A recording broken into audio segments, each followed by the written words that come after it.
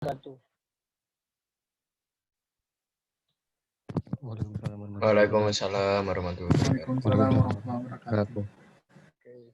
Hari ini kita belajar tentang geostrategi ya. Geostrategi itu sebenarnya mata kuliahnya lanjutan dari mata kuliah yang ada kaitannya dengan geopolitik waktu itu.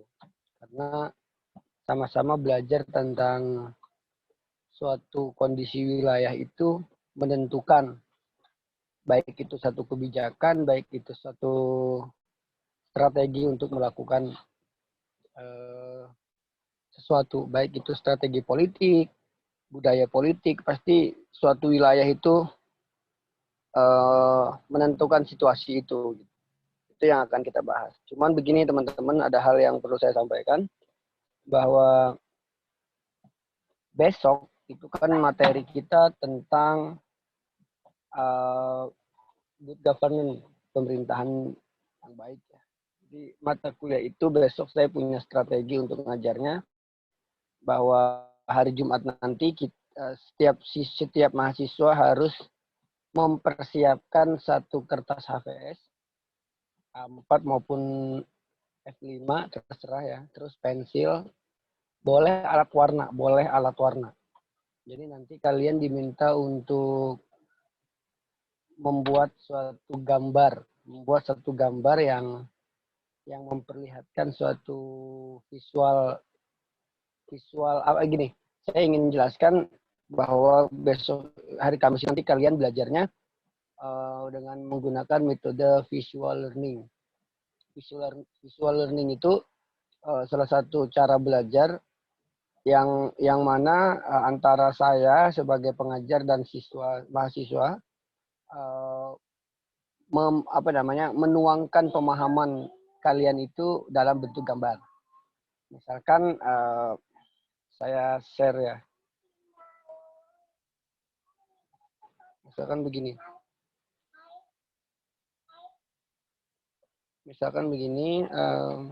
Contoh. Ini contoh saja, besok itu saya kan di dalam organisasi itu kan, misalkan contoh ya. Misalkan dalam organisasi itu ada struktur organisasi.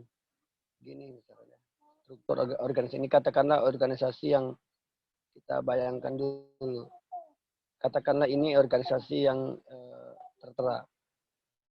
Nah, struktur organisasi itu kan sebenarnya bisa kita mainkan dengan gambar.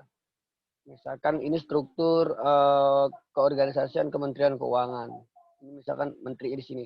Nah, di sini kalian bisa membuat satu gambar di mana gambar itu gimana ya? Bisa membuat satu gambar di mana gambar itu bisa memiliki makna yang berkaitan dengan pemahaman Anda tentang struktur itu. Jadi besok itu apa yang kalian pahami, apa yang kalian ingin tuangkan, tapi bentuk gambar. Kalau selama ini kan misalkan gini, Zaki misalkan, ya Pak gitu. Apa yang kamu pahami tentang sila pertama ketuhanan yang Maha Esa?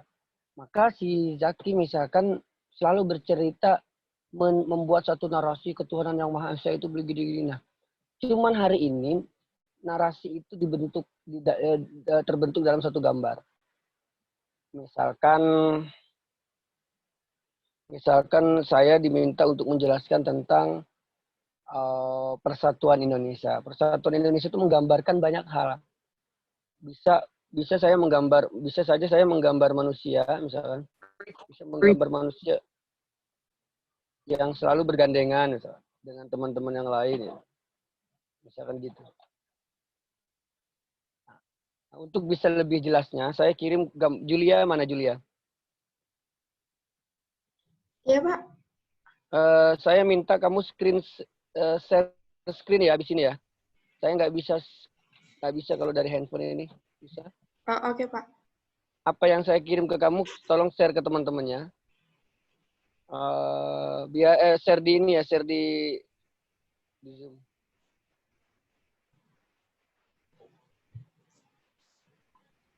Nah, Udah, saya kirim udah tuh.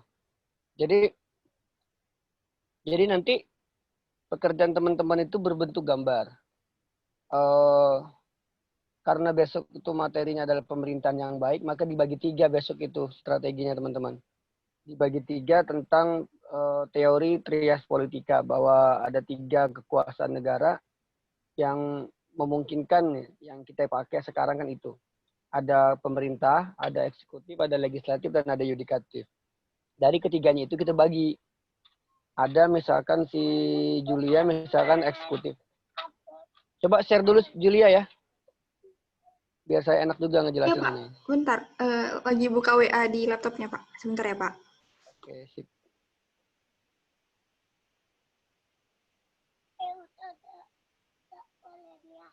Hmm? Belum dong.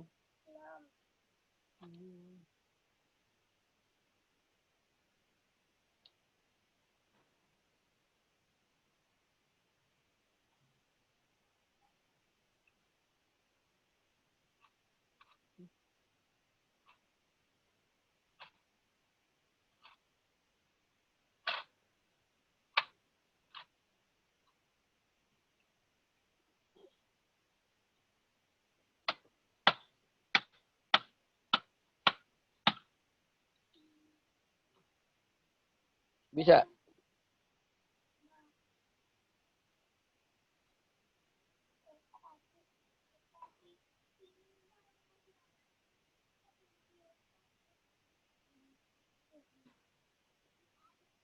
Sudah kelihatan nggak, Pak? Lagi proses. Nah, itu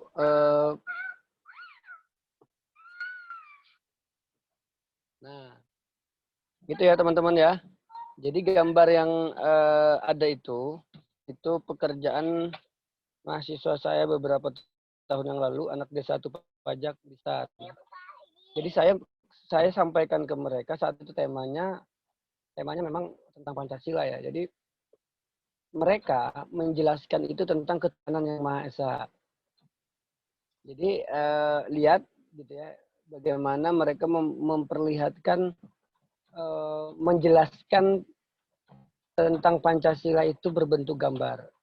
Kalau yang gambar yang orang pegangan tangan itu bisa juga diartikan dalam bentuk orang yang beragama itu, bisa saja saling bersatu satu sama lain kayak gitu. Ngerti nggak teman-teman kira-kira?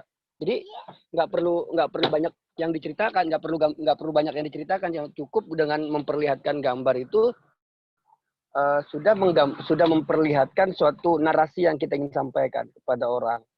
Jadi besok itu, dan gambar ini bukan berarti patokan yang terbaik ya teman-teman. Jadi kan ada anak-anak yang jago gambar, ada yang enggak gitu. Jadi teman-teman yang lain nggak perlu takut. Pak, saya nggak bisa gambar, udah tenang aja gitu. Pokoknya teman-teman bisa sering lihat dari Google, cari inspirasi, saya harus bercerita tentang apa. Nah, karena minggu depan itu materinya tentang pemerintahan yang baik, maka arahan saya ingin menceritakan pada kalian bahwa definisi pemerintah itu ada 2. Definisi pemerintah itu ada 2. Yang pertama itu definisi yang dalam arti sempit, yaitu eksekutif saja. Yang kedua, dalam arti luas berarti semua lembaga negara itu adalah pemerintah sebenarnya. Nah, cuman dalam hal ini saya ingin sampaikan ke kalian, nanti terserah kalian, terserah kelas ini dibagi 3 kelompok pekerjaan, bahwa ada yang eksekutif, ada yang yudikatif, ada yang legislatif. Nah, harapan kalian itu terhadap ketiga lembaga ini agar terciptanya suatu pemerintahan yang baik itu menurut Anda ini seperti apa harusnya? Nah, sehingga kalian ceritakan harapan kalian itu dalam bentuk gambar. Misalkan kemarin anak-anak saya yang lain menceritakan tentang eksekutif misalkan, legislatif misalkan, bahwa ini adalah anggota DPR yang tugasnya salah satunya membuat undang-undang. Mereka cuma bikin gambar, bisa dilihat dari misalkan gedung DPR-nya, gitu ya. Gedung DPR-nya ada dia bikin, ada orang bikin gambar yang orang angkat tangan dari lagi sedang mengusulkan sesuatu gitu. Ada juga ada yang bikin gambar yang sedang megang palu untuk mengetok suatu kebijakan, membuat satu undang-undang, pokoknya kayak gitu. Ada juga yang bikin gambar kitab undang-undang kayak gitu. Ada yang bikin masyarakat banyak banget gitu fotonya, gambarnya. Terus kemudian ada satu pemimpin, jadi kayak seperti mencari menampung aspirasi. Jadi kenapa saya minta kayak gini teman-teman? Karena sesekali lah kita bermain ya, belajarnya juga bermain, tapi punya makna tersendiri terkait dengan apa yang ingin kita lakukan. Misalkan ketika nanti foto itu wajib dua hal. Setelah gambar hasil karya kalian itu wajib dua hal. Yang pertama kalian share di IG-nya masing-masing, kemudian kalian kumpulkan di WA group gitu doang. Jadi nanti Pak haruskah berwarna? Nggak harus. Yang terpenting itu adalah gambar itu penuh ada makna tersendiri dan bisa dipahami oleh orang lain. Coba bayangkan itu lihat itu ya, orang yang megang tangannya menggenggam bendera merah putih gitu ya. Terus tulisannya ada budaya, adat, ada pulau, ada ras, ada suku, bahasa, agama. Itu kan banyak Indonesia ada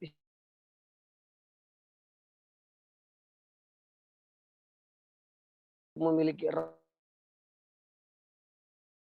bahan gua banyak, hanya pun banyak tetap dalam merah putih, genggam merah putih.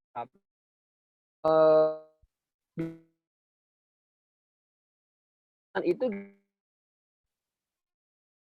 sampai sini ada yang menggambarkan orang tokoh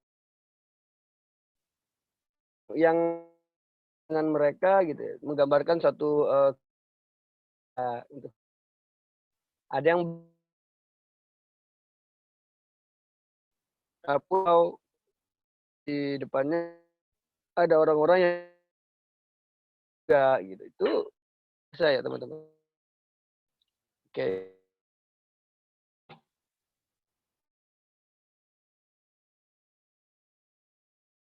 Maksudnya kan besok aku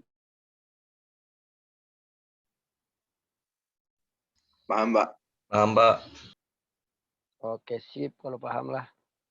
Kita lanjut sekarang ya ke materi yang ingin saya sampaikan. Udah share-nya stop. Stop share ya, Pak.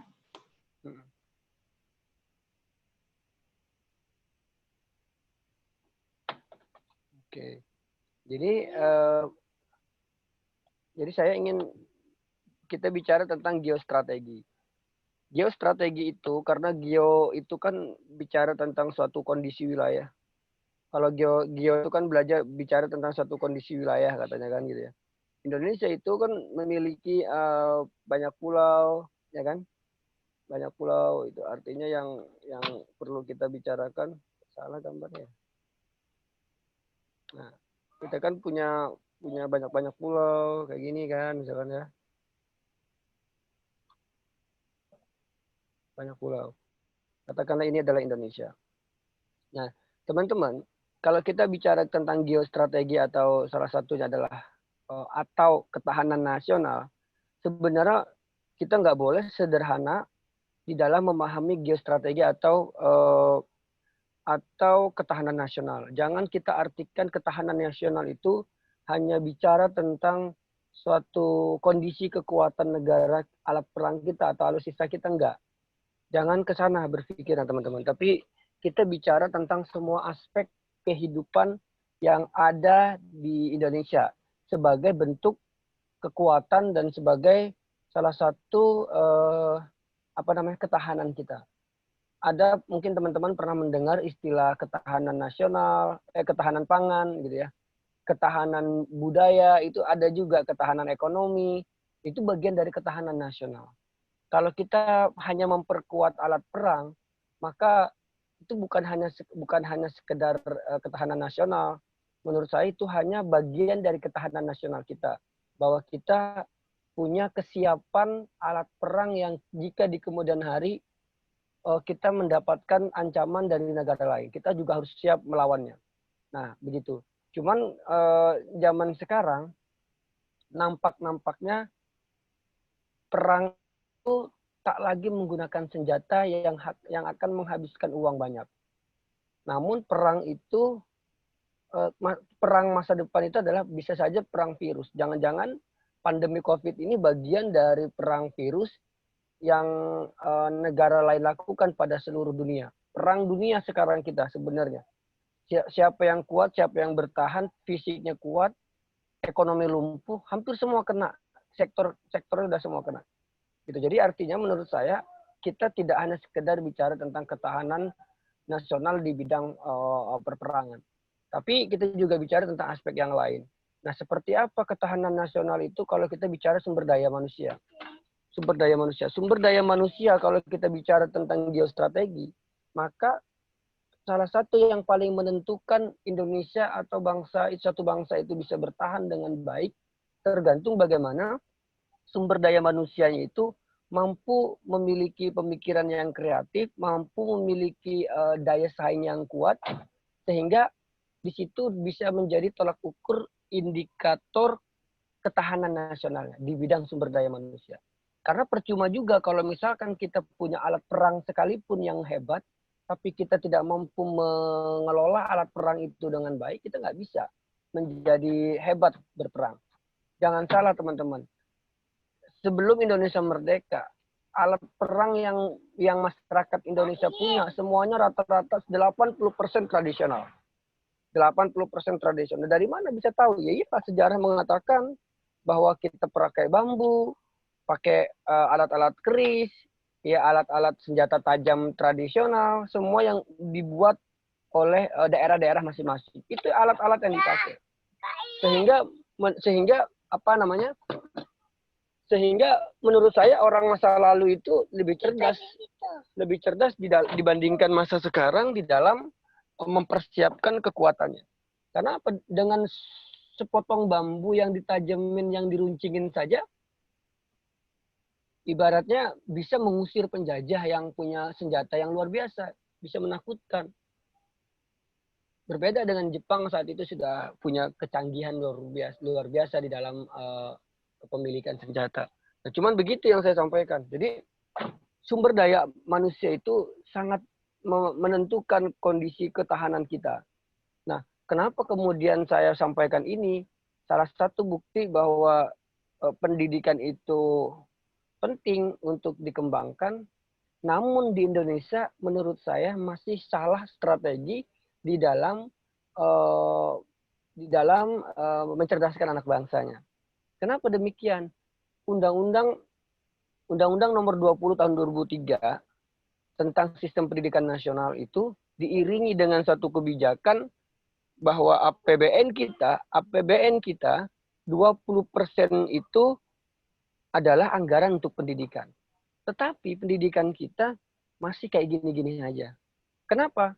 Karena kita salah strategi di dalam mempersiapkan kurikulum nasionalnya. Pertama, orang Papua itu tidak mungkin sama strategi pembelajarannya dengan orang Jawa. Dengan orang Pulau Jawa maksud saya. Kenapa demikian? Ya karena orang Pulau Jawa punya pendekatan budaya tersendiri, punya pendekatan tersendiri untuk mencerdaskan anak bangsanya. Beda dengan di Papua, beda mungkin dengan Kalimantan, Sumatera, Sulawesi, NTT, NTB, itu mungkin bisa saja berbeda. Kenapa? Karena situasi daerahnya itu berbeda-beda. Kenapa misalkan Ki Hajar Dewantara di dalam bukunya, saya punya bukunya sampai yang perbaikan jilid keduanya, beliau menceritakan di situ bahwa Indonesia itu harusnya punya khas tersendiri tentang pembelajaran. Kalau mau bagus itu katanya pembelajarannya itu kayak di STAN. STAN kamu pernah ini kan udah anak semester 6 pasti tahu kan gedung apa yang baru itu? Yang dekat gedung gedung pajak ya, yang kembar itu loh. I sama J, Pak. Nah, I sama J ya, udah lupa kita ya. I sama J itu kan coba lihat kaca full kan kanannya, iya. Kalau nggak salah yang arah keluar itu kan kaca full sebenarnya. Nah, itu itu sebenarnya masuk itu. Stan itu menurut saya ketika saya ngajar di mana-mana hanya stan yang gedung I sama J itu sesuai dengan konsep Ki Hajar Dewantara. Kenapa? Karena Anda bisa lihat secara full ya untuk bisa keluar.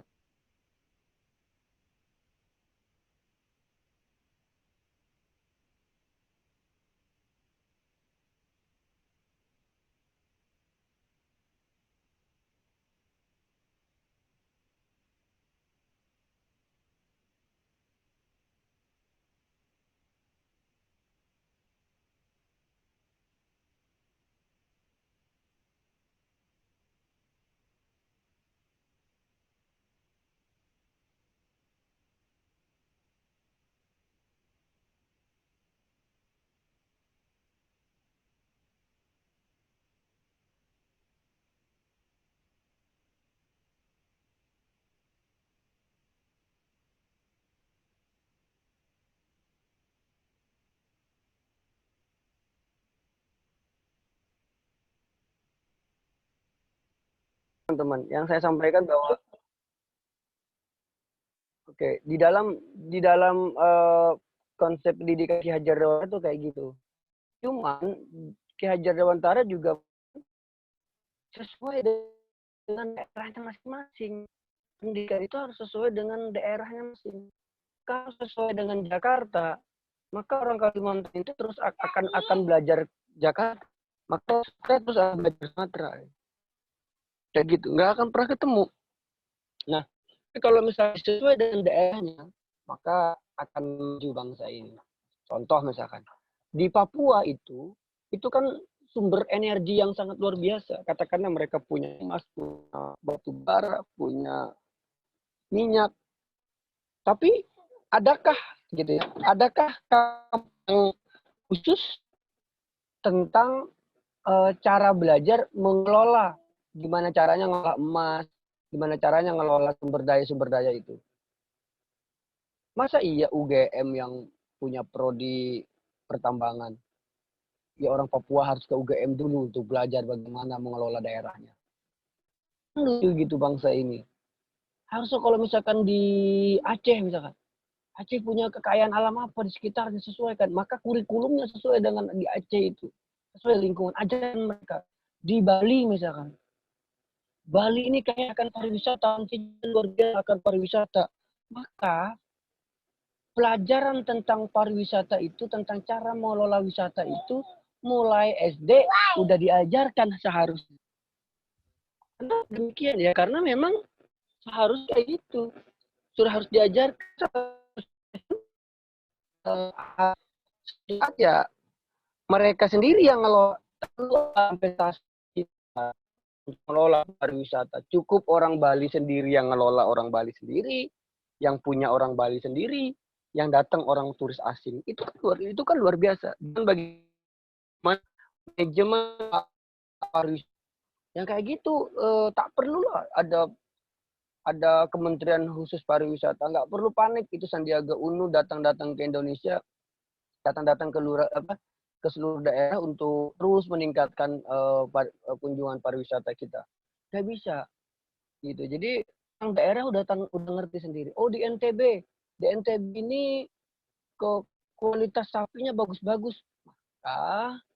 Di NTB seharusnya pembelajaran yang harus diberikan kurikulumnya itu gimana caranya orang NTB ini belajar tentang bagaimana mengembangkan sapi. Jangan-jangan satu saat Indonesia punya bibit unggul sapi tersendiri yang itu adalah hasil misalkan hasil apa namanya olahan gen orangnya Indonesia karena dia punya kemampuan.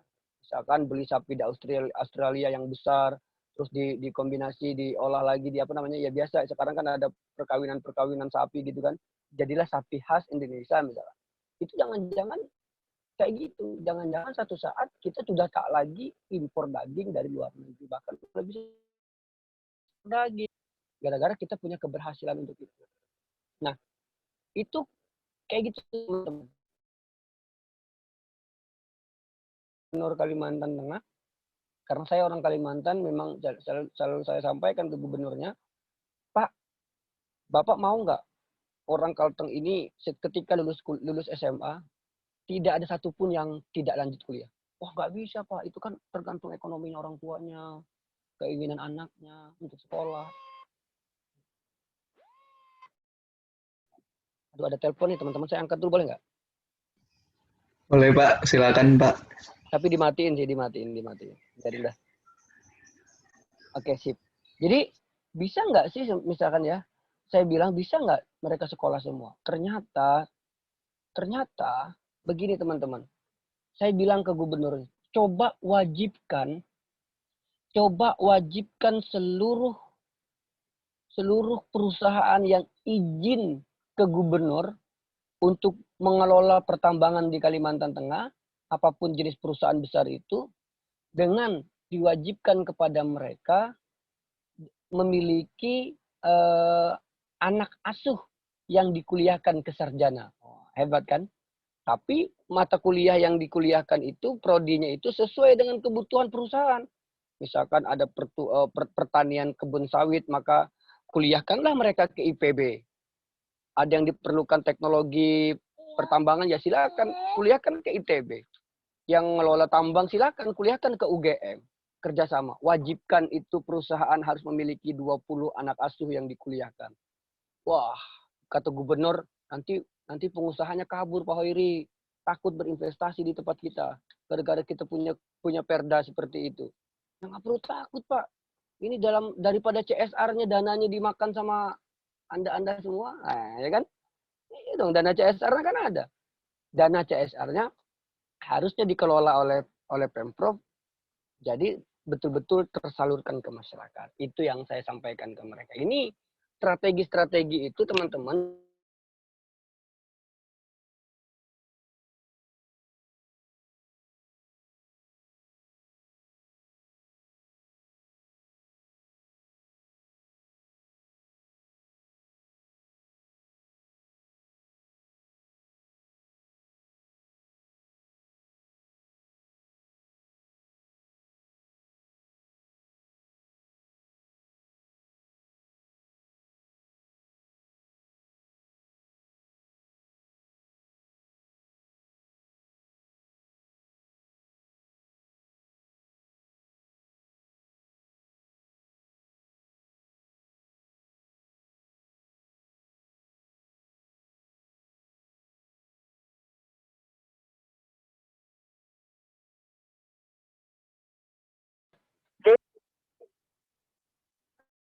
oke.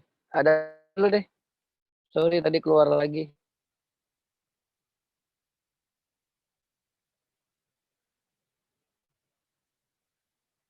Ayo, ada pertanyaan sampai sini? Strategi. Baru tentang pendekatan-pendekatan di bidang sumber daya manusia yang harus disandingkan untuk mampu mengelola sumber daya alam.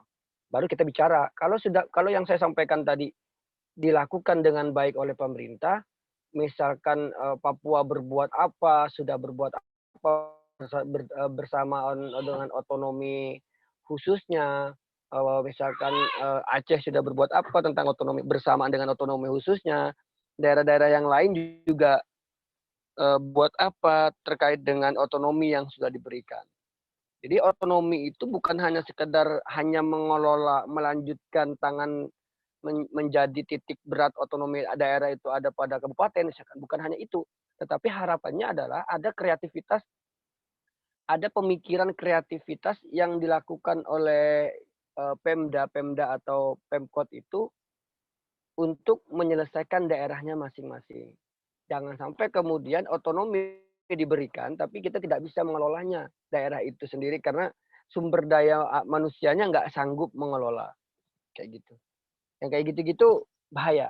Kita jadi lambat maju. Sehingga kebijakan tentang undang-undang desa itu hadir karena dinilai otonomi daerah sampai kabupaten itu dinilai maju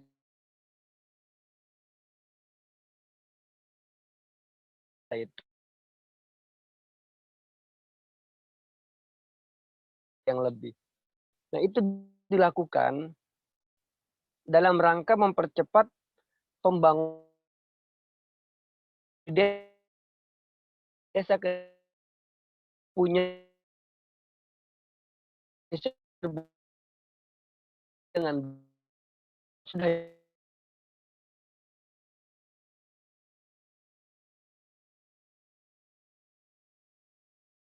bisa mempersejuk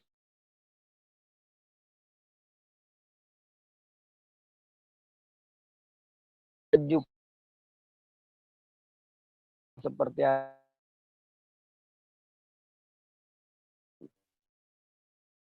Amerika sekarang. Sampai ada yang tahu? Mas Rizky, absen 24. Usia Amerika berapa tahun, Mas Rizky?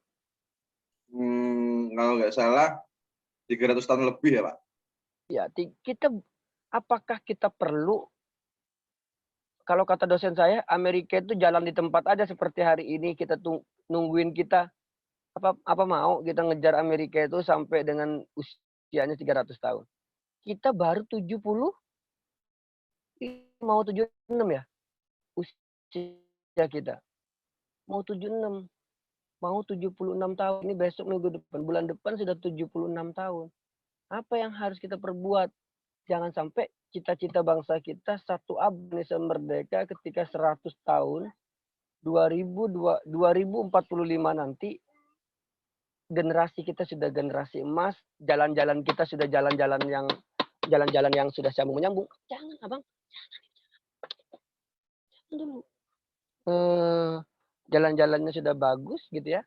Mentalitas membangun kita sudah oke. Kalian sudah usia berapa, Mas Rizky?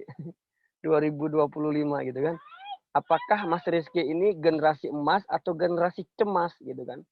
Gitu kan? Gitu Mas Rizky, Mas Rizky bercandanya ya. Jadi insya Allah menjadi generasi yang emas. Mas Andi, Frans itu insya Allah jadi generasi emas di masa depan. Kita harus bisa melakukan itu, mempersiapkan itu semua. Sampai kita di masa depan jadi generasi yang penuh dengan kecemasan itu. Penuh dengan kecemasan. Makanya saya pernah menulis 2025 itu generasi cemas atau generasi emas gitu. Itu ada tulisan saya tentang itu. Nah, kenapa saya sampaikan kayak gitu teman-teman? Geostrategi itu bicara tentang mempersiapkan ketahanan nasional dan kondisi kita saat ini. Kenapa misalkan Indonesia itu kayak beras itu selalu impor, kekurangan, atau bisa dibilang Jawa ini gagal panen, beberapa pulau Jawa ini ada lahannya gagal panen dan sebagainya. Menjadi alasan itu gagal panen sehingga harus impor. Seharusnya Indonesia itu beras itu bukan lagi makanan pokok seharusnya. Kesalahan masa lalu kita di zaman Soeharto dengan repelitanya mengumumkan, menyatakan bahwa makanan pokok orang Indonesia itu adalah beras. Dengan makanan pokok orang Indonesia itu adalah beras, maka orang Papua yang semula makan sagu, sekarang harus makan beras. Ditinggalkan itu makan sagunya. Atau kalaupun ada yang nggak seberapa orang makan sagu. Harusnya orang Papua itu diajarkan bagaimana mengembangkan makanan sagu itu menjadi makanan yang sudah bagus. Dikembangkan cara mengelolanya, dikembangkan cara mengembangkannya, cara nanamnya, bukan liar gitu ya. Gimana caranya dikemas menjadi satu kemasan yang semua orang boleh juga makan sagu. Gimana caranya? Itu ekonominya tumbuh, kreativitas muncul, tidak lagi bergantung pada beras. Sekarang karena kebutuhan seluruh nasional harus makan beras, maka seperti orang Madura yang semula makan jagung, itu harus makan beras juga, tak lagi tanam jagung. Nah, jagung impor lagi kan ketika perlu. Gitu. Orang Dayak itu sebagian itu makan ubi, ada ubi khusus, bukan ubi kayu ya, bukan singkong ya teman-teman. Ada ubi di daerah Kalimantan itu khusus kayak tumbuhan sana aja gitu. Nenek moyang kita itu makan kayak gitu. Dipaksa oleh zaman Soeharto itu bahwa makanan nasional itu makanan pokoknya adalah beras. sehingga orang Kalimantan juga wajib memerlukan beras.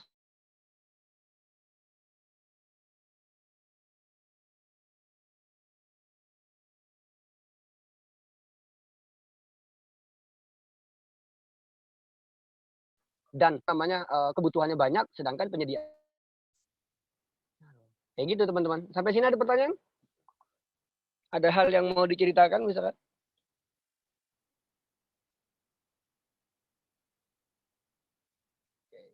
Jadi ketika kita bicara tentang itu sama. Dulu zaman saya sekolah, kurikulum kita tuh nggak nyambung menurut saya zaman saya. Zaman saya itu belajar ini Budi. Orang Kalimantan tuh namanya bukan Budi. Iya, orang Medan itu bukan si Budi ya kan? Tapi buku yang dikirim dari Jakarta atau dari Pulau Jawa karena penerjemah karena percetakannya dari Jakarta atau Jawa dikirim ke Kalimantan, maka semuanya Budi, si Susi, ya kan? Ya kan? Padahal kalau orang Medan, mana orang Medan nih? Orang Medan apa sebutan untuk anak laki-laki gitu kan? Kan punya tersendiri ya. Sumatera, orang Batak gitu kan, orang Padang itu kan punya sebutan tersendiri gitu. Bukan si Budi. Apakah Indonesia itu memang dari dulu disetting untuk dijawakan gitu ya? Saya bukan rasis terhadap orang Jawa, enggak. Tapi memang begitu realnya. Contoh, saya belajar kelas 3 itu teman-teman belajar IPA. Mata pelajaran IPA dari dulu tuh. Ada. Gurunya itu ya orang Kalimantan. Apa yang terjadi gurunya? Gurunya itu bercerita tentang gunung yang gurunya sendiri belum pernah lihat gunung. Guru saya belajar ngajarin saya ada air dari gunung mengalir ke bawah lah. Ya kan jawabannya kan gitu zaman dulu ya. Zaman saya beda mungkin dengan kalian. Tapi begitu realnya teman-teman. Saya diajarkan bagaimana tata cara bercocok tanam di pergunungan dengan melakukan terasering terlebih dulu. Terasering? Terasering saya hanya melihat gambar yang ada di buku paket saja. Tidak ada Google zaman itu. Tidak pernah saya lihat di sekitar saya. Di Kalimantan tempat saya datar semua kan. Gambut malah. Nah harusnya geografinya belajar tentang gambut. Bagaimana nih anak-anak jangan bakar-bakaran ya, jangan bakar sembarangan. Nanti hutannya kebakar. Gambut ini nggak bisa mati dalam waktu sebentar. Kedalaman lahan gambut itu bisa 3 meter. Jadi api di dalam tanah itu bisa hidup di 3 meter ke bawah. Kalaupun hujan sekali belum tentu mati itu air di dalamnya. Sehingga kebakaran hutan terjadi maka kabut asap. Kalau kabut asap terjadi maka tidak hanya Kalimantan dampaknya ke seluruh Indonesia. Ke negara tetangga kita. Misalkan Singapura, Malaysia terganggu secara internasional. Nah, pembelajaran itu nggak ada Mas Jaki di zaman saya. Nggak ada. Sehingga sekarang orang nenek kayak kakek saya kemarin disamperin polisi. Untung ada saya itu saat itu. Jujur aja. Jadi kakek saya itu di belakang rumahnya itu sebenarnya bukan hutan, semak-semak biasa. Karena musim kemarau yang sangat besar dan memang lagi kabut asap, kakek saya ini iseng megang korek, dibakar itu. Langsung datang tuh tim satgasnya dan tentara-tentaranya semua datang nyamperin rumah kakek saya. Untungnya saya udah curiga pas api nyala, saya datang ke rumah kakek saya, tolong matikan. Kata kakek saya, dari dulu saya bakar-bakar nggak ada apa-apaan gitu. Awas aja sampai polisi datang. Benar polisi datang sama tentara teman-teman. Sama tentara suruh matikan siapa yang bakar itu. Untungnya kakek saya itu saya bilangin duluan. Pokoknya kakek tidur aja dulu di rumah. Nanti kalau polisi datang, orang datang pura-pura baru bangun tidur. Dan itu beneran kakek saya baru bangun tidur. Kalau enggak 3 tahun di penjara itu. 15 juta denda.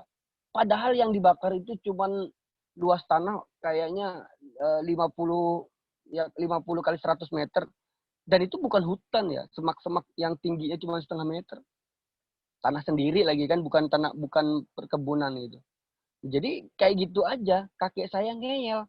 Bahwa ngebakar hutan kan nggak boleh. Coba seandainya pembelajaran itu diberikan sejak dini, bahwa ngebakar hutan di musim kemarau itu nggak boleh, kayak gitu-gitu kan dikasih pemahaman sehingga sekarang oke. Nah, itu yang saya maksud. Di Indonesia, strategi untuk menciptakan ketahanan di bidang pendidikan saja itu kayaknya masih perlu diperbaiki lagi ke depannya. Ini di bidang pendidikan. Kalau di bidang ketahanan yang lain, misalkan perperangan ke lautan, nah ya disiapin semua. Kalau orang Sumatera mau sekolah angkatan laut, jangan-jangan ke Pulau Jawa semua. Angkatan darat ada di Jogja, ya daerah Jawa Tengah semua gitu kan. Mau sekolah ilmu pemerintahan saja harus ke Bandung, teman-teman. Mau sekolah pajak aja harus ke Bintaro, ya. Coba dipersiapkan gimana caranya ikatan dinas itu di provinsi saja. Nggak perlu Mas Jaki ini ke Jakarta. Kayaknya Mas Jaki ini kan bukan orang Jakarta ya. Ini Mas Jaki ya? Kan Aduh. Pak, orang Malang Pak. Nah, orang Malang siapkan saja di Jawa Timur biar nggak jauh-jauh, gitu kan? Siapin saja. Nah, kalau kayak gitu kan seru gitu. Nah, itu kita teman-teman. Yang perlu kita sadari bersama bahwa ke depan perlu banyak ini PR kita untuk bisa mengejar setara dengan bangsa lain.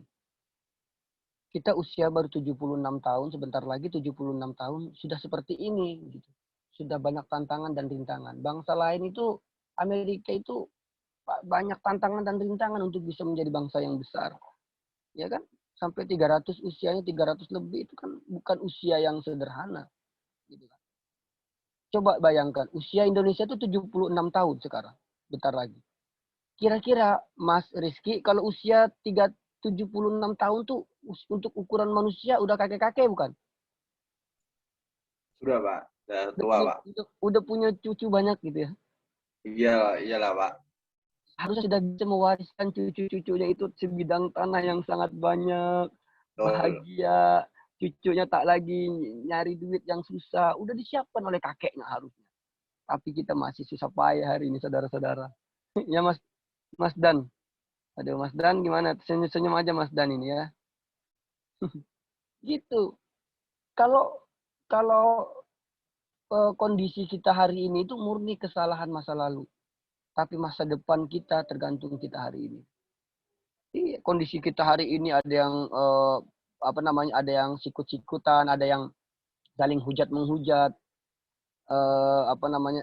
intoleransi terjadi itu murni kesalahan masa lalu. Ada yang tidak dipersiapkan oleh kita, oleh bangsa masa lalu, oleh generasi masa lalu. Ada yang tidak dipersiapkan.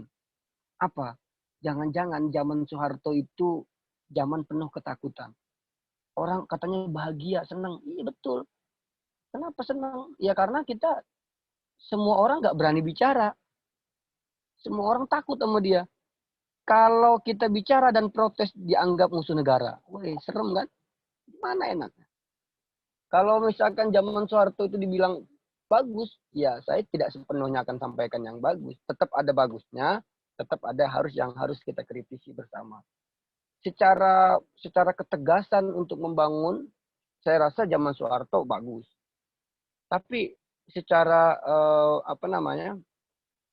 secara tekanan sosial zaman Soeharto mengerikan. Kalau ada di zaman sekarang, bayangkan ada mahasiswa bicara langsung hilang. Syukur-syukur kalau masih hidup. Cacat ya, masih syukur-syukur ini hilang. Tapi itu realita yang ada bahwa kondisi masa sekarang ini tergantung kesalahan masa lalu. Kita reformasi ini kemajuannya ya ada kemajuannya. Cuman ya kita sudah dianggap bahwa negara kita saat ini sedang meraba-raba seperti baru kehilangan jati dirinya, baru ingin mencari lagi jati dirinya. Padahal jika karakter Pancasila itu diterapkan terus-menerus, maka sebenarnya kita nggak perlu lagi malu berteman dengan beda agama, takut berbeda satu kosan dengan suku lain, takut melihat agama tempat ibadah orang lain. Masih kayak gitu, itu berarti kita masih belum merdeka atas diri kita dalam beragama. Saya kemarin menegur teman saya. Maaf ya, dia Islam, teman saya itu. Kebetulan saya juga Islam kan. Dia bercadar Islam teman saya itu. Bercadar biasa, saya temenan biasa saja sama siapa aja kan. Pada suatu ketika dia lupa, dia satu grup dengan orang non-muslim. Teman saya. Dia selalu nge-share tentang yang kayak gitu-gitu lah, yang provokasi menurut saya. Tapi teman-teman, apa yang saya lakukan? Saya tidak memojokkan dia dalam satu grup. Bu, jangan kayak gitu. Nggak bisa saya. Kasihan ibu itu takut terpojokkan. Saya japri, tolong ibu, jangan kayak gitu ya. Kita kan Islam, takut ada yang tersinggung teman agama yang lain. Saya juga japri yang non-muslim. Ya Bu, jangan tersinggung, jangan mudah tersinggung, biarin aja nanti saya nasihati yang itu. Jadi dengan kayak gitu nggak ada lagi share-share tentang itu. Yang normal-normal saja. Share tentang hidup sehat, share gimana caranya di masa pandemi kayak gini terus jaga imun.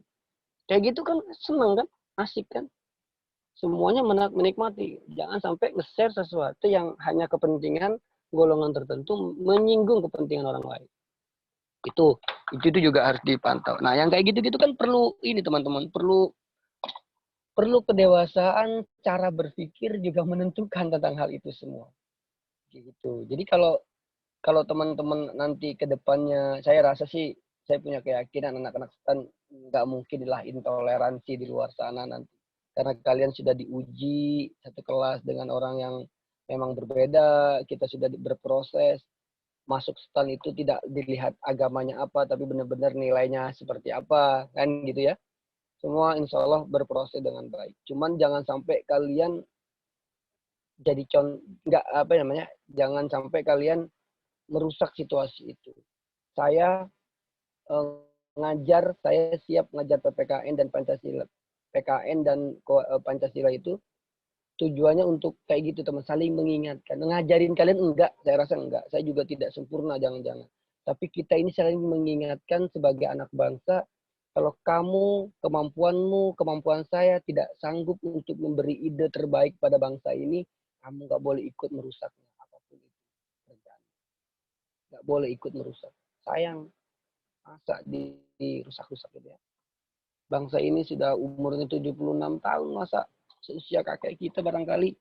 Tapi kalau usia 76 tahun, itu udah meninggal harusnya. Jarang untuk bisa hidup sampai 80 zaman orang sekarang ya. Masih ada sih yang usia-usia segitu. Tapi itu dia. Harusnya ketika usia 76 tahun, kita sudah mampu mewariskan generasi, 3 generasi ke bawah. 4 generasi, persiapkan. Gitu ya. Sehingga pastikan lagi, kita ini hanya butuh 24 tahun ke depan untuk bisa 100 tahun. Ya kan? 24 ke depan, semoga saya masih bisa hidup, bisa sehat, ingin melihat Indonesia ada di satu abad kemerdekaan kita. Ingin melihat. Saya sudah janji sama anak-anak saya waktu di SMP. Tolong mulai sekarang kita kontrak. Kontrak apa, Pak?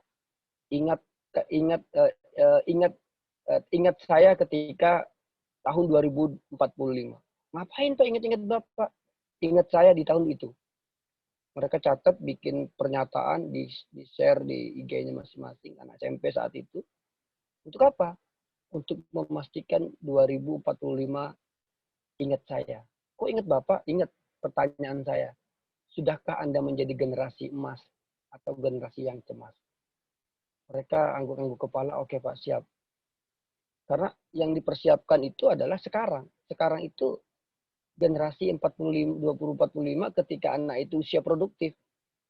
Ketika usia-usia produktif, mereka harus sudah jadi apa?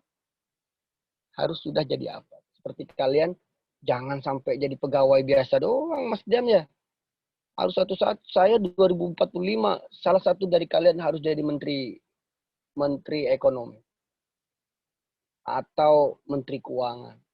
Harus jadi orang-orang hebat. Saya pengen lihat itu. Jangan begitu-begitu saja, kan gitu kan. Saya juga harus buktikan kepada dosen saya yang dulu ngajarin saya. Dulu mereka ngajarin saya, sekarang saya kolaborasi sama mereka. Saya sama dosen. Kayak gitu, harus buktikan. Kalau dulu dosen saya memotivasi saya, Hoiri harus S2 segera mungkin. Kamu harus jadi dosen siapa? Sekarang saya harus segera lulus S3 biar sama dengan dia. Kita harus terus berubah. Manusia itu kalau bisa setiap hari itu melakukan perubahan.